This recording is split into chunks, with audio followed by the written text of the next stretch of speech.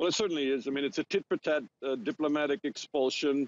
And I suppose the Russians upped the ante a little bit by not allowing Britain to open its consulate in St. Petersburg, and also moves against the British Council, because the Council really promotes a lot of art and science exchanges. And I talked to a Russian woman here the other day, and she said, you know, a lot of this is above the heads of most Russian people, but what we worry about is the science and the arts and any of that being cut off. So her worst fears have kind of come to fruition now, because the council and all of that will be impacted by this today. But, you know, in many respects, we're just at the beginning of this, because the rhetoric became quite strong yesterday by the British Foreign Secretary Boris Johnson, again, upping the ante in saying that President Putin very likely ordered this, knew about it, and approved it, which is a very strong statement from a high-level British government official here.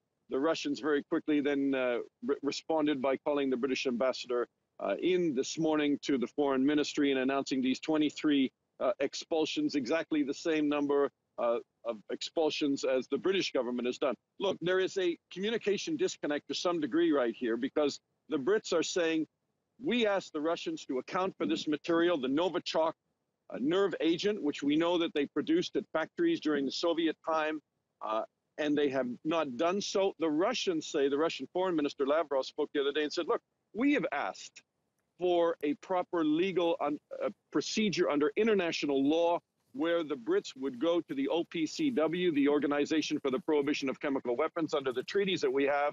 They would supply samples of this, and then we would talk about it in a legal way. So both sides accuse the other of dodging the international legal process. And as you've seen this morning now, relations between the two countries are just going from bad to worse.